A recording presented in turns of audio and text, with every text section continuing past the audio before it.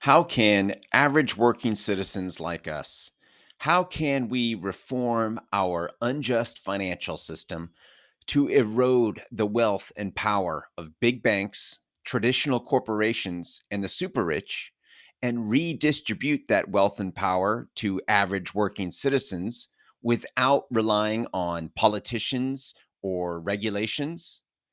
This is the question we ask on the Crowd Effect podcast. I am your host, Paul Lovejoy, activist investment advisor and founder of Stakeholder Enterprise. On today's show, we're going to be talking about real estate crowdfunding. Now, this is the third in a three-part series on democratic vehicles of change. And real estate crowdfunding is one of these democratic vehicles of change. So, what is real estate crowdfunding? It is when a large group of people pool small amounts of money to purchase and own real estate for rental purposes. So, this could be residential properties, it could be commercial properties, industrial properties, office buildings, single family homes, apartment buildings. It includes all real estate. So, why is this important and how is can this help reform our financial system? So let's first talk some numbers here. Okay. So home ownership in the United States has been relatively stable since 1984. Back then, it was about 65% of the US population who lived in a house owned it. Today, that number is 64%. So really, things haven't changed a lot since 1984. However, um, who is who are landlords? That is the real question. Who is owning properties to rent for others to live in? Okay, so I'm going to pull out some statistics here.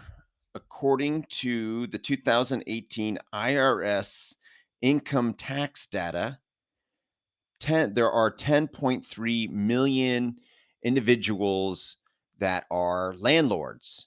So that makes up, all right, there are, according to the US Census Bureau, there are 209 million adults living in America, and 10.3 million of 209 million is 5%. So 5% of US adults are landlords. That's it, 5%. So, with real estate crowdfunding, we can dramatically increase that number of individuals who are homeowners. Now, in the past, to own a rental property, you had to have somewhat of a large down payment, and you would have to have some, uh, uh, you're carrying a lot of risk, especially since most individual landlords own, well, the data says it's 1.75 homes. So anywhere between 1 to 2 homes, units actually they say are owned by individuals. So this carries a lot of risk. So let's say you take out a loan, which most people do, and by the way, it's how you can make the most um, return on your investment is if you take out a loan and leverage. I'm not going to get into the details of that. We'll save that for another episode, but you will, and you start collecting rent, but you're also paying things like taxes and insurance. You have this mortgage now that you're paying for. You also have to pay for the maintenance of the home, and all of that adds up. And it's fine as long as you are renting for more than your expenses. If your income is greater than your expenses, then you're doing well. The problem is are vacancies. People move out, and if you only have one home or even two homes, losing that renter for a small period of time can put you in the negative. And so there's this risk here of just owning one or two properties. And especially if you're not a higher income earner, perhaps in the working class, 80% of the US population, this is a big risk. So why would you put yourself through that risk if you're not even going to build wealth, or improve your life? It just adds more stress to your life. um, and So you could also hire a property manager to reduce some of that stress and to make sure the rents are paid and the maintenance, but you're still in the end are the one paying for it. And if you have a property manager, you're going to make less. If you don't have a property manager, then it can be a big job. I've done this. I have been a landlord. I have uh, gone through tenant screening. I have gotten phone calls for plumbing repairs. I've done all of that, and it can be time consuming, especially when someone moves out. Then you're showing the place. It could be it could be a lot. So these are some of the reasons why there are only 5% of individuals in the United States as landlords. And these individuals tend to be wealthier. Um, 2%, the top 2% of US income earners are what I talked about in yesterday's episode, accredited investors. Wealthy people who are making individuals who are making at least $200,000 a year for the last 2 years, or um, couples who make $300,000 a year for the last 2 years, or you can have $1 million cash in the bank. So we're not looking at an evenly, there's not a lot of equity going on here for regular people, especially the working class.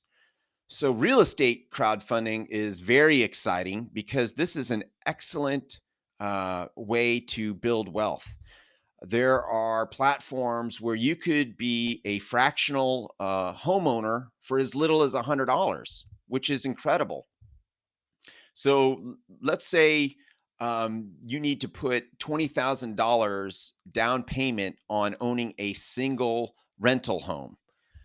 Okay, $20,000. That's a lot of money. A lot of people don't have that money. There are plans and systems for you to borrow your down payment too, but those are also risky as well, especially if you don't have a tenant in place. That can be incredibly risky. So, with real estate crowdfunding, that $20,000 you have, well, you can own 200 homes, 200. So, even if you are having vacancies, you have so much diversification going on, that you could easily weather any storm that's happening. 200 homes.